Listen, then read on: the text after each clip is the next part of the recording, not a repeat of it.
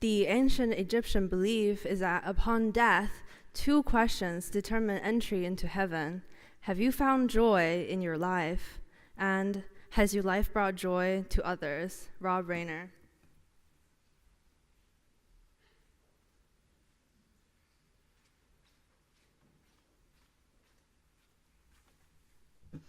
When the dog bites, when the bee stings, when I'm feeling sad, I simply remember my favorite things, and then I don't feel so bad.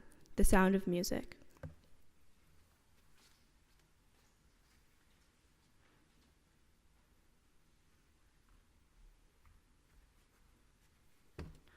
Sometimes you have to take a leap of faith first and build your wings on the way down. Peter Pan.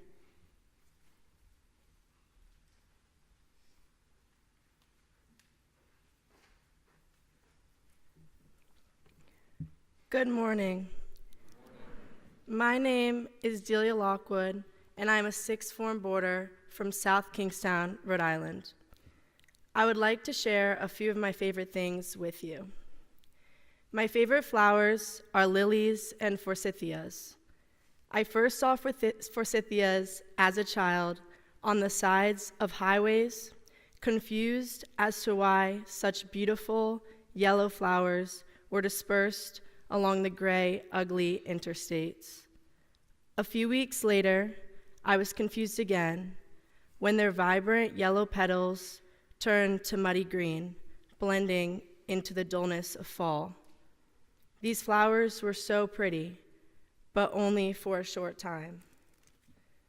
The following year, I planted 4 forsythia bushes right in front of my porch. Every time I come home in the summer, fall, and winter, I sit on my front porch, staring at the dead-looking bushes, questioning, why did I plant them here? But then I remember, they are there as a reminder of anticipation and renewal when they bloom again in the spring. My favorite movies are Good Will Hunting, Soul, Dead Poets Society, Spider-Man Into the Spider-Verse, Fast and Furious, Tokyo Drift, and Clue, the 1985 version. I know, it is a pretty random list. Many of you probably know Clue from the board game, but I have always been more fascinated by the movie. The characters are weird and exactly like their names. Mrs. Peacock, Professor Plum. I wish I had a name like that. Like my movie choices, my fruit preferences may seem random too. My favorite fruits are pineapples, mangoes, and blackberries. I don't really have a story for these, but when the dining hall separates the fruit, that's top tier because honeydew ruins it for me. My favorite activities are lacrosse, hiking, skiing, wakeboarding, and painting. My favorite season is autumn. My favorite holiday is Halloween. My favorite day of the week is Sunday. And my favorite animal is a whale shark.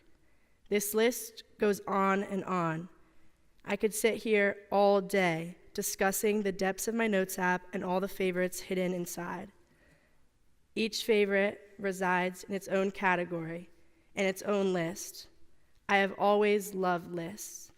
To-do lists, checklists, homework lists, and packing lists. Even that in itself is a list of my favorite lists.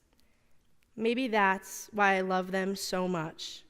They're how I make sense of the things I love, all the things I want to hold on to. That feeling you get when you complete a dreadful task that's been weighing you down for weeks and can finally put a big X through it. That feeling of compiling all of your stress onto one page and being able to stare at it with clear eyes. I have one more favorite to share with you all. My all-time favorite list, a bucket list. Every summer, since I can remember, I make a summer bucket list. On the last day of school, I sit down with my friends for our annual summer sleepover, where we create a dream list of 30 adventures, 30 memories we have to make. The only rules are as follows. Rule number 1, we must complete all of these tasks together. And rule number 2, we must get photo evidence for an end of summer scrapbook. This summer's list included jet skiing, cliff jumping, getting a new piercing, attending a concert, and going to a festival. However, these activities, along with 25 others, had to be completed within 3 weeks before I left for Europe. At one point, I got sun poisoning from completing my take-a-day trip to Block Island bucket list item. Esther and I woke up early, caught the first ferry, and spent the entire afternoon sleeping on the beach. No shade, barely any sunscreen, and the hopes of being tan. The next morning, I woke up at 4 a.m. for my next bucket list adventure, watching the sunrise. My back was covered in blisters, and I had a fever, but I still picked up my friends, pitch black outside, in my car with the roof and doors off, and together we watched the sun rise over the water. We were devoted to finishing our bucket list together, and once something made the list, there was no backing out. Take fishing, for example. None of us knew how to fish, but it was on the list, so we were going to fish. We spent 3 weeks talking to strangers on piers, lakes, and boat docks, learning how to tie a knot and cast a line. We didn't catch a single fish all summer. We left with photos of other people's fish, so technically, it still made the scrapbook. But as Mrs. Russell commented, it's called fishing, not catching, so that makes me feel a whole lot better. This summer, we wrote the bucket list in neon pink Sharpie, the only marker we had on hand. Every time I see that color now, I think about how fear and excitement look the same when written in ink. There's something so powerful in learning not to take yourself so seriously. My bucket list taught me that. No matter how carefully we planned, things never went the way we expected. We never finish the list, and we never do. We always get caught up in the fun of summer itself. All the memories we make and the adventures we go on lead us to more bucket list ideas, so the list never truly ends. See, I always thought safety came from having everything written down. I created a sanctuary inside my lists.